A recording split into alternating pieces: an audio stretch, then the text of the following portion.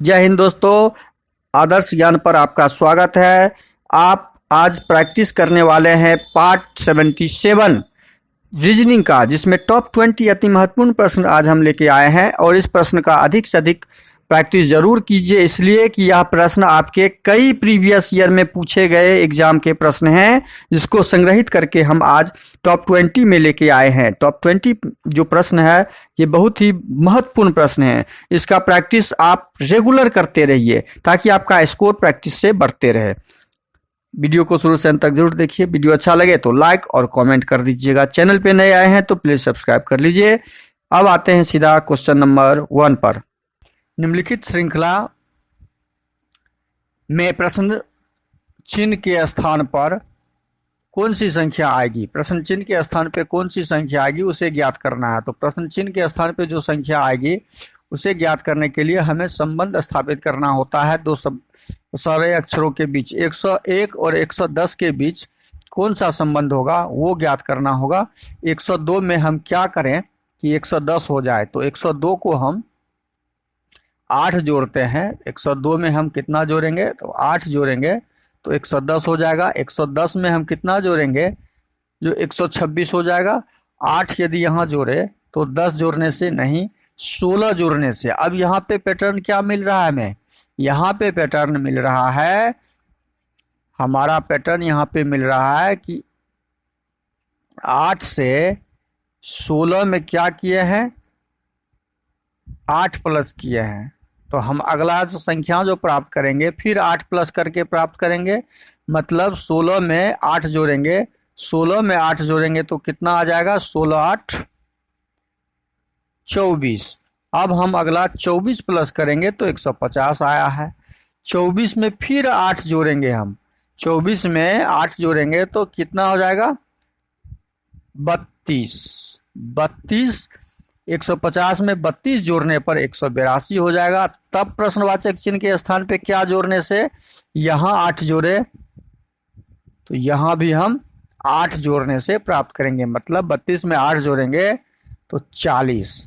हम 182 में 40 जोड़ेंगे, 182 में 40 जोड़ेंगे तो हमारा प्रश्नवाचक चिन्ह के स्थान पे क्या आएगा वो आंसर आ जाएगा। वो आंसर क्या आ जाएगा? 2 8 4 12 2 1 1 2 222 आ जाएगा। क्या आ जाएगा? 222 आ जाएगा। तो इस प्रश्न का सही आंसर क्या हो जाएगा? हमारा क्वेश्चन नंबर 1 का सही answer option D. Option D में यहाँ पे दिया हुआ है 222। तो हमारा 222 जो है ऑप्शन डी में दिया हुआ है 222, ये आंसर हो जाएगा। और ये सीजीएल 12/6/2019 में इवनिंग शिफ्ट में पूछा गया प्रश्न है।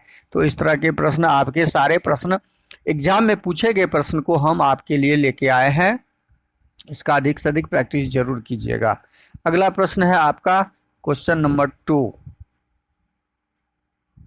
उस संख्या युग्म का चयन करें जिसमें दो शब्दों के बीच ठीक वही संबंध है जो संबंध दिए गए संख्या युग्म के शब्दों के बीच है। अब 216 का संबंध 343 के साथ हमें ज्ञात करना है।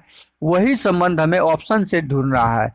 तो 216 और 343 में ये क्या संबंध स्थापित हो रहा है? ये 6 का घन है और ये 7 का घन है। ठीक एक संख्या के बाद वाला ये घन है। मतलब 6 गुना 6 गुना 6 216 और ठीक एक संख्या जोड़ के 7 गुना 7 गुना 7। तो हमें ऐसा युग्म ढूंढना है ऑप्शन में कि ठीक जो संख्या का वर्ग घन हो उसके ठीक 1 प्लस करने के बाद वाले संख्या वाला घन हमें जोड़ा ढूंढना है। अब ये 216 तो है घन, लेकिन 727 कोई घन संख्या नहीं है, तो ऑप्शन ए नहीं होगा। यहाँ पे 1331 तो घन संख्या है, लेकिन 1009 घन संख्या नहीं है, बी नहीं होगा। सी में हमारा 3 का घन है, ये 27, और ये 5 का घन है, लेकिन ये भी जोड़ा सही नहीं होगा, क्योंकि हमें 3 के बाद ठीक अगली संख्या 4 का घन वाला ही संख्या हमें खोजना था, तो ऑप्शन सी भी हमारा नहीं होगा। अब ऑप्शन डी में देखते हैं, यह 2 का घन है और ठीक उसके बाद ये 3 का घन है। इसका मतलब ऑप्शन डी हमारा सही हो जाएगा। और ये कब पूछा गया है? यह सीपीओ के एग्जाम 14 मार्च 2019 के इवनिंग शिफ्ट में पूछा गया प्रश्न है। तो इस तरह के प्रश्न हम जो एग्जाम में पूछे गए हैं, हम वो सारा प्रश्न आपको करवाते हैं। जितना भी प्रैक्टिस करवाते हैं वो सारा वही प्रश्न करवाते हैं। इसका अधिक से अधिक जरूर प्रैक्टिस कीजिए। अब क्वेश्चन नंबर 3 है, देखिए नीचे दिए गए विकल्प में से लुप्त संख्या ज्ञात करना है। लुप्त संख्या के जगह पे यहाँ पे प्रश्नवाचक चिन्ह दिया हुआ है, उसे ज्ञात करना है। तो लुप्त संख्या के जगह पे हमें उसे ज्ञात करना है। लुप्त संख्या को तो कैसे ज्ञात करेंगे? हम जब 7 और 5 को जोड़ेंगे तो कितना हो जाता है? 12। 7 5 को जब जोड़ते हैं तो हमारा 12 हो जाता है। बड़ी संख्या हमेशा ध्यान रखिए, छोटी संख्या से बड़ी संख्या की तरफ आएंगे। तो बड़ी संख्या यहाँ पे ये 144 169 है। तो 7 और 5 को जब जोड़ेंगे, इस कॉलम को जब हल करेंगे तो 7 जोड़ 5 कितना हो रहा है? 7 5 12 हो रहा है। और 12 का जब वर्ग करेंगे हम तो 144 हो जा रहा है। देखिए हमारा 144 निकल गया। अब हम 9 और 4 का भी देखते हैं। इसका 9 और 4 को जब हम जोड़ेंगे तो 9 4 कितना होता है? 13। और 13 का जब स्क्वायर करेंगे हम तो 169। 13 का स्क्वायर 169 हमारा आ गया। इसी प्रकार 8 और 6 को जोड़ेंगे। इसी प्रकार हम क्या करेंगे? तीसरे कॉलम में, तीसरे रो में 8 और 6 को जोड़ के 14 और 14 का स्क्वायर करेंगे तो 196 होता है। 14 का स्क्वायर 196 होता है। तो प्रश्नवाचक चिन्ह के स्थान पे क्या आ जाएगा? हमारा 196, जो ऑप्शन डी में दिया हुआ है। इस प्रश्न का सही आंसर ऑप्शन डी हो जाएगा। देखिए यह पोस्ट क्वेश्चन कहाँ पूछा गया? एमटीएस में 20 अगस्त 2019 का ये मॉर्निंग शिफ्ट का प्रश्न है। देखिए हम सारा प्रश्न आपको, जितना भी अभी तक जो पाठ हम करवाए हैं, सारे पाठ आपके एग्जाम में पूछे गए प्रश्न हैं। अब अगला प्रश्न है क्वेश्चन नंबर 4। एक औरत का परिचय देते हुए रमन ने कहा, यह मेरे पिता के ससुर की पत्नी है। एक औरत का परिचय देते हुए रमन नाम का एक लड़का है जिसने कहा कि यह मेरे पिता, मतलब रमन के पिता के ससुर, पिता के ससुर हमने बना दिया की पत्नी है। ससुर की यह पत्नी है। यह औरत के तरफ इशारा करके यह बोला। वह औरत रमन से किस प्रकार संबंधित है? वह औरत रमन की कौन लगेगी? रमन की नानी लगेगी। ये तो क्लियर है। रमन के पिताजी के ससुर नाना हुआ और नाना की पत्नी नानी हुई। तो इस प्रश्न का सही आंसर ऑप्शन सी हो जाएगा। और ये देखिए CHSL में पूछा गया 2019 का प्रश्न है। 15 अक्टूबर 2020 में मॉर्निंग शिफ्ट में ये पूछा गया प्रश्न है। तो ये सारे प्रश्न हम आपके लिए जितने भी लेके आए हैं, सारे एग्जाम में पूछे गए प्रश्न है। अगला प्रश्न है क्वेश्चन नंबर 5। इंडोनेशिया, एशिया और बांग्लादेश का वेन डायग्राम बनाना है। वेन डायग्राम बनाने के लिए हमें शब्दों के बीच संबंध ढूंढना होगा। इंडोनेशिया क्या है? एशिया से संबंधित है। बांग्लादेश भी क्या है? एशिया से संबंधित है। लेकिन बांग्लादेश इंडोनेशिया से संबंधित नहीं है, इंडोनेशिया बांग्लादेश से संबंधित नहीं है। इसका मतलब ये दोनों देश का नाम है। तो यह मान लीजिए इंडोनेशिया है और यह बांग्लादेश है। और ये दोनों किस महादेश में पड़ते हैं? तो एशिया महादेश में। ये एशिया महादेश है। तो हम जब डायग्राम बनाएंगे तो इस प्रकार के डायग्राम हमारे ऑप्शन सी में दिख रहे हैं। तो इस प्रश्न का सही आंसर क्या हो जाएगा? ऑप्शन सी हो जाएगा। अगला प्रश्न है क्वेश्चन, अच्छा देखिए ये क्वेश्चन कब पूछा गया है? सीपीओ में पूछा गया है 14 मार्च 2019 इवनिंग शिफ्ट में। तो सारे प्रश्न हम आपके जो ले आए हैं वो सब एग्जाम से पूछे संबंधित हैं। अगला प्रश्न क्वेश्चन नंबर 6। एक ही पासे की दो अलग अलग अवस्थाएं हैं। 5 के तल जो 5 है उसका शीर्ष कौन सा होगा? अब देखिए पहले पासा कौन सा है, मानक या सामान्य, वो ढूंढना होगा। मानक पासा 4 3 7 ये सामान्य पासा है, क्योंकि इस दोनों का योग जो है 7 आ रहा है। जब आमने सामने के फलक के दो फलकों का योग यदि 7 हो जाए तो सामान्य पासा कहलाता है, या सामान्य पासा हो गया। पहले तो पासा पहचान लीजिए तुरंत, और पासा पहचान लेते हैं तो सामान्य पासा में कॉमन संख्या ढूंढना होता है। पासा 1 और पासा 2 में कॉमन ढूंढिए। पासा 1 और 2 में कॉमन जब ढूंढेंगे तो पासा 1 में 4 है यहाँ पे, और यहाँ भी 4 है, तो 4 4 दोनों का कॉमन हो गया। 4 4 हमने डाल दिया। अब 4 से हम चलेंगे क्लॉकवाइज। पासा 1 का 1 और इसका क्लॉकवाइज 2, इसका मतलब 1 के विपरीत 2 हो जाएगा। फिर हम क्लॉकवाइज चलेंगे 3 और इसका क्लॉकवाइज 6, 3 के विपरीत 6 हो जाएगा। हमें ढूंढना था 5 के विपरीत। जब एक इस पासे में हमें 1 निकल गया, इस पासे में 1 निकल गया, 2 निकल गया, 3 निकल गया, 4 निकल गया, 6 निकल गया, तो बचा क्या? 5। तो 4 के पीछे 4 संभव हो है नहीं, 4 के पीछे 5 होगा और 5 के पीछे 4 होगा। इसका मतलब यहाँ पे हमारा 5 होना चाहिए या यहाँ पे 5 होना चाहिए। तो हमें ढूंढना वही था कि 5 के पीछे क्या होगा। यहाँ 5 होगा तो यहाँ 4 हो जाएगा, यहाँ 5 होगा तो यहाँ 4 हो जाएगा। तो 5 के पीछे हमारा 4 आंसर होगा, जो ऑप्शन डी में दिया हुआ है। देखिए ये सीजीएल में 10/6/2019 को मॉर्निंग शिफ्ट में पूछा गया प्रश्न है। तो इस सारे प्रश्न हम आपके एग्जाम में पूछे गए प्रश्न को ही करवाते हैं प्रैक्टिस। इसका अधिक से अधिक जरूर प्रैक्टिस कीजिए। अब अगला प्रश्न है क्वेश्चन नंबर 7। क्वेश्चन नंबर 7 में है, दिए गए वेन आरेख में वृत्त लड़कों को, त्रिकोण विवाहितों को और वर्ग उन लोगों को दर्शाता है जिसके पास जानवर हैं। कौन सा क्षेत्र उन लड़कों को दर्शाता है जो विवाहित है? देखिए प्रश्न में दिया गया है विवाहित है उस लड़के को की संख्या ज्ञात करना है, परंतु जिसके पास जानवर नहीं है। अब ये वर्ग दर्शाता है किसको? और वर्ग उन लोगों को दर्शाता है जिनके पास ये जानवर, जिनके पास है जानवर वाले आदमी को दर्शाता है। त्रिभुज त्रिकोण विवाहित को दर्शाता है। हम सब लिख देते हैं, समझ में आ जाएगा। और वृत्त जो है वेन आरेख में वृत्त लड़कों को दर्शाता है, ये लड़का हो गया। अब हम सब डाल दिए। हमें निकालना क्या है? लड़कों को दर्शाता है जो विवाहित है परंतु जिसके पास जानवर नहीं है। जब जानवर नहीं है जिसके पास, तो ये जानवर वाला एरिया हम पूरा ढक देंगे। ये जानवर का एरिया पूरा हम ढक देंगे, ये हटा देंगे। जानवर का जब है ही नहीं तो जानवर हमने हटा दिया।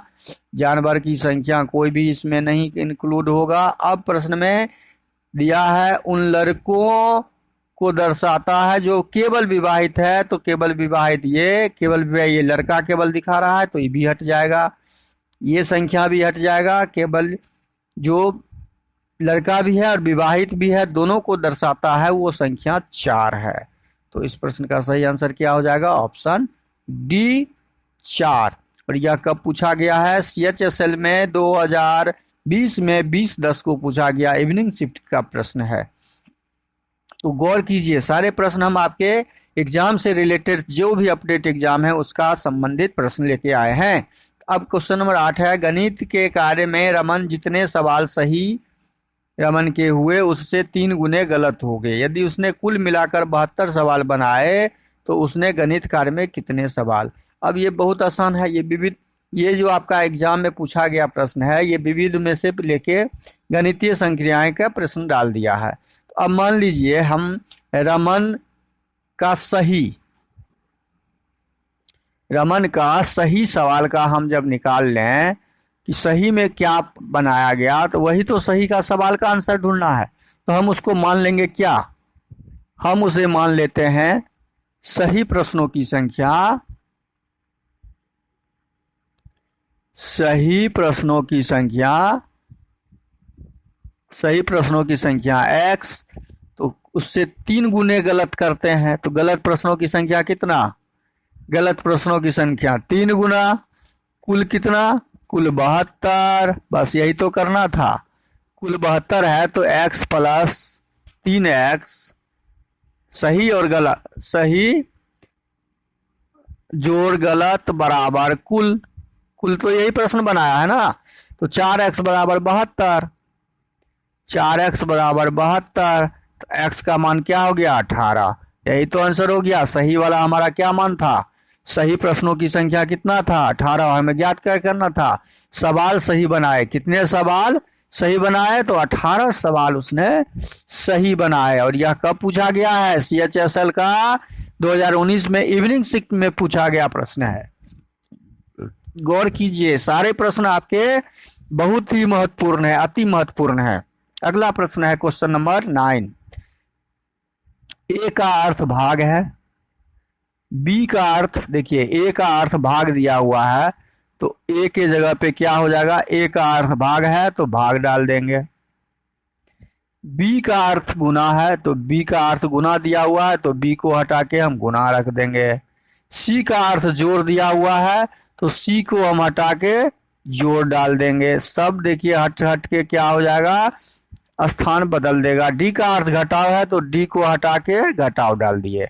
अब यहाँ पे जो हमारा आंसर निकलेगा वो 12 गुना 12 भागा 4 जोड़ 5 घटे 1।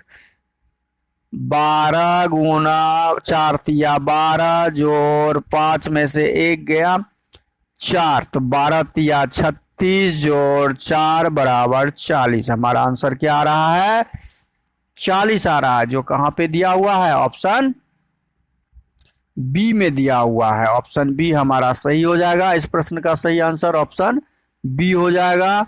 40 आंसर निकला। तो ये देखिए कहाँ पूछा गया था, सीपीयू में पूछा गया प्रश्न है 16 मार्च 2019 का इवनिंग शिफ्ट में। हम जो प्रश्न लाए सारे आपके प्रश्न पूछे गए प्रश्न। अब अगला प्रश्न है क्वेश्चन नंबर 10। 5 लोग एफ जे एन आर और भी एक वृत्त मेज के चारों ओर केंद्र की ओर मुख करके बैठे हैं, लेकिन जरूरी नहीं कि इसी क्रम में है, यही क्रम में बैठा हुआ जरूरी नहीं है। जे एफ के तुरंत बाएं, एन एफ के बाएं को दूसरे स्थान पर, बी जे के बाएं को दूसरे स्थान पर है, जे के दाएं को दूसरे स्थान पर कौन बैठा है। अब देखिए एक राउंड टेबल है, इस सब जो बैठा हुआ है इस सेंटर टेबल के सेंटर की तरफ मुख करके हमने ये सेंटर का मुख बना दिया। अब प्रश्न के अनुसार बनाएंगे, जे एफ के तुरंत बाएं को है, जे जहां पे बैठा हुआ है, जे मान लीजिए यहां बैठा हुआ है, इस मुख को करके जे को यहां बैठा दिए, तो जे का ये दाहिना हो गया और जे का,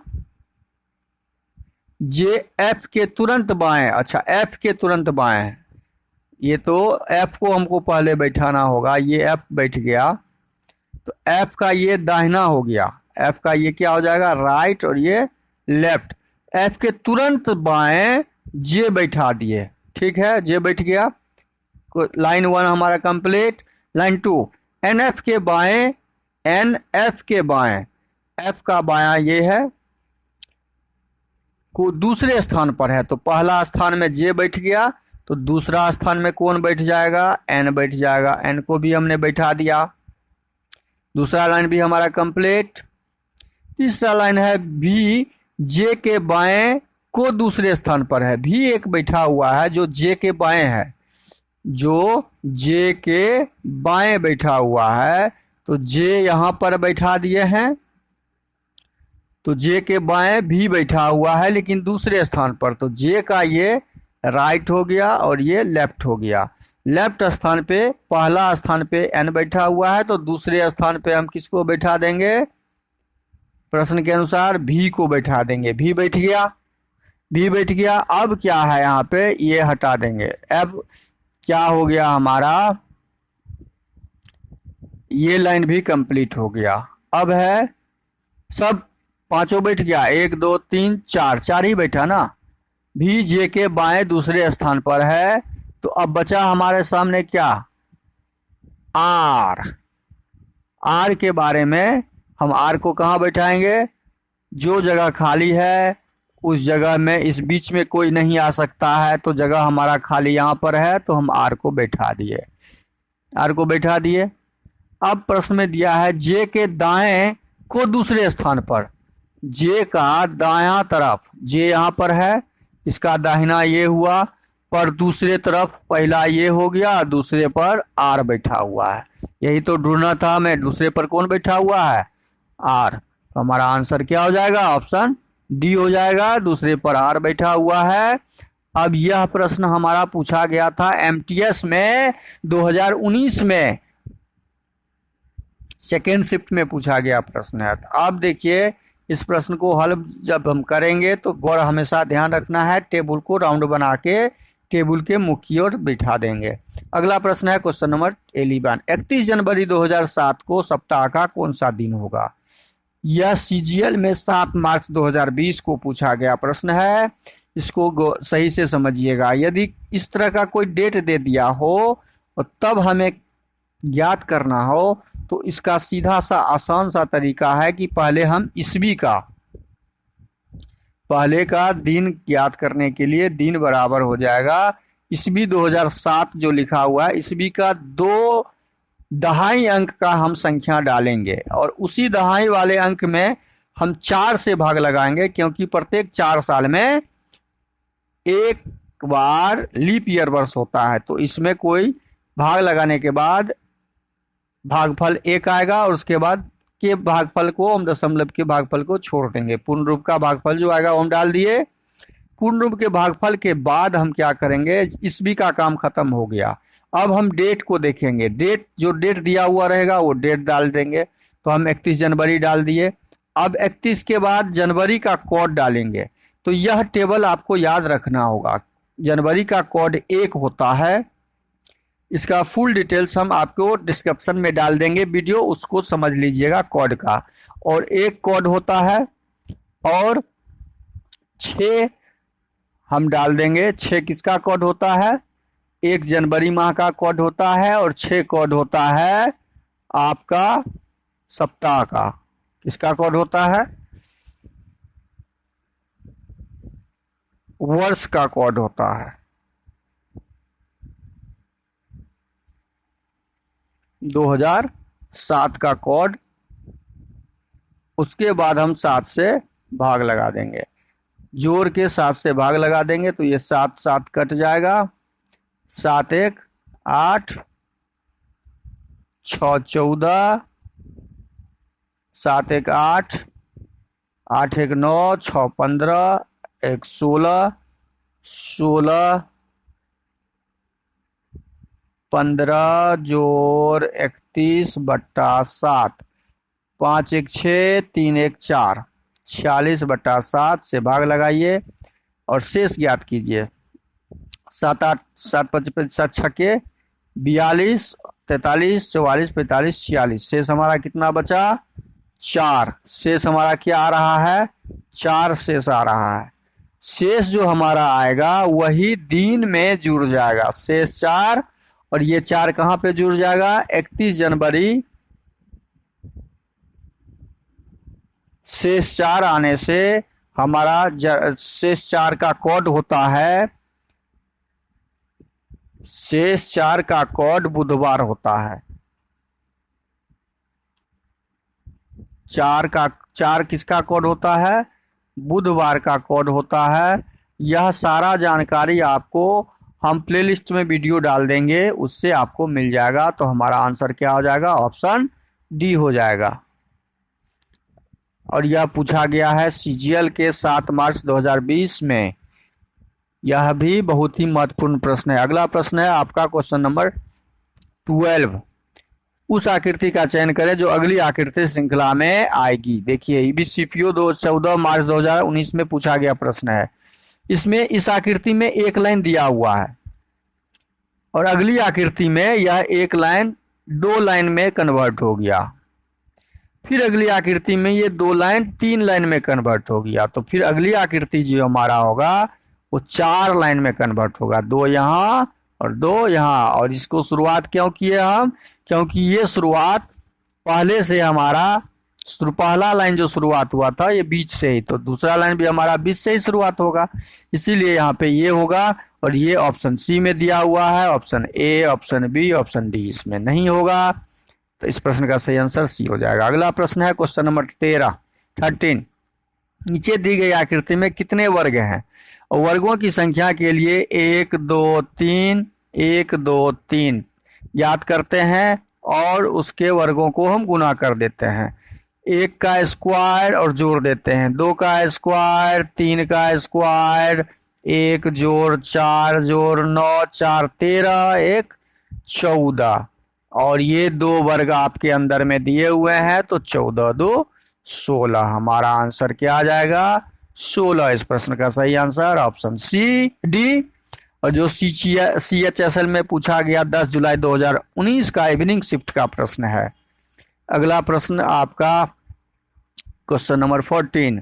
कागज का एक टुकड़ा मुड़ा हुआ है जैसा कि चित्र में आंकड़ों में दिखाया गया है। दिए गए उत्तर के आंकड़ों से इंगित करते हुए खोलने पर कैसे दिखाई देगा?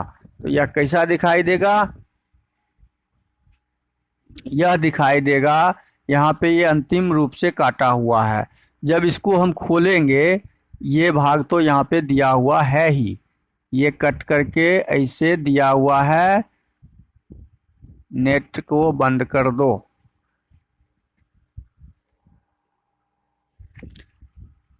जब इसको हम खोलेंगे तो ये सेम भाग ऐसे बन जाएगा, यहाँ पे ये सेम भाग ऐसे बन जाएगा जब इसको हम खोले। और त्रिभुज भी ऐसा ही बनेगा, त्रिभुज भी हमारा ऐसा ही बनेगा और कट भी हमारा ऐसा ही बनेगा। अब जब इस भाग को फिर ऊपर की ओर तरफ खोलेंगे पूरा, तो ये त्रिभुज उलट के ऐसे बन जाएगा और ये कट भी जो है आपका ऊपर चला जाएगा। कट भी कहाँ आ जाएगा? ऊपर आ जाएगा। त्रिभुज आपका यहाँ हो जाएगा, कट भी यहाँ आ जाएगा। तो यह आकृति आपका ऑप्शन ए में नहीं है। ये त्रिभुज ये ऊपर की तरफ है, इसमें ये बगल की तरफ त्रिभुज है, ये ऊपर और ये नीचे। ये आपका ऑप्शन सी में सही होगा। ऑप्शन डी में ये बगल की तरफ दिशा में है, डी भी नहीं होगा। तो हम जब कट को खोलेंगे तो हमारा चित्र इस प्रकार से खुलेगा। 14 नंबर प्रश्न का सही आंसर। और यह पूछा गया है, देखिए MTS में 17 अगस्त 2019 में। अगला प्रश्न है क्वेश्चन नंबर 15। मेहनत का सफलता से ठीक वही संबंध है जो संबंध अपराध का इनाम से नहीं हो सकता, पुलिस से भी नहीं हो सकता, समाज से भी नहीं, सजा से होता है। सजा ही इसका सही अर्थ है। सफलता मेहनत से मिलती है तो सजा अपराध करने से मिलती है। तो अगला प्रश्न है क्वेश्चन नंबर 16। उस संख्या की पहचान करें जो दी गई श्रृंखला से संबंधित नहीं है। अब 2, अगली संख्या 4 जोड़ने से 6, अगली संख्या 2 जोड़ने से 8, अगली संख्या 8 4 बार 4 जोड़ने से 12, अगली संख्या 2 जोड़ने से। मतलब यहाँ पे सीरीज है +4 +2 का।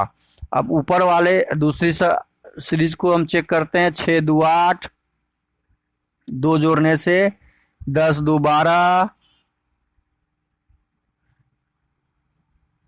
6 4 10, 10 2 12, फिर 4 जोड़ने से हमारा अगला सीरीज आना चाहिए, तो 12 4 16 होना चाहिए था, जो कि यहाँ पे हमारा 15 आ रहा है। इसका मतलब है यह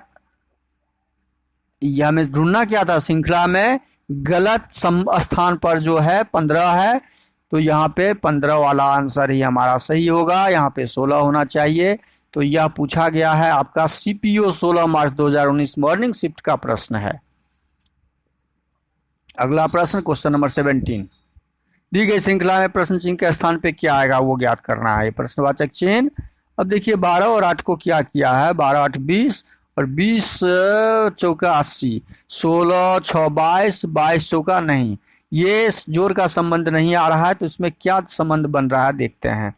इसमें किया है 12 जोड़ 8, 12 8 20।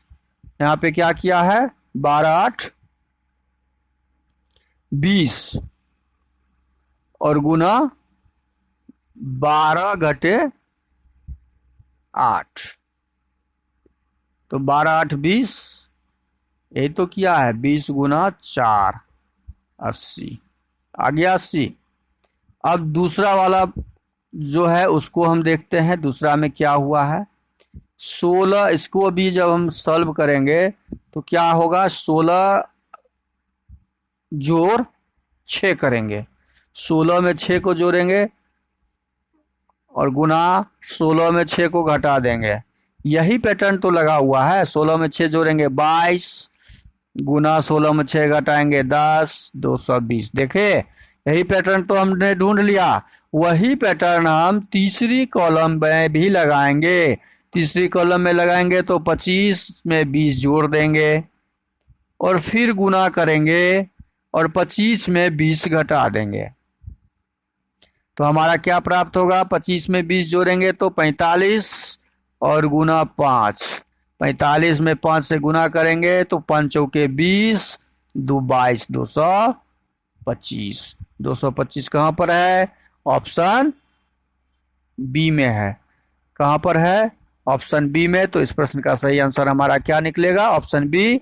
और जो CHSL में पूछा गया है 21/10/2020 में, देखिए सारे प्रश्न हम जो लेके आए हैं सब पूछे गए प्रश्न हैं, इसलिए इसका अधिक से अधिक प्रैक्टिस जरूर कीजिए। अगला प्रश्न है क्वेश्चन नंबर 18।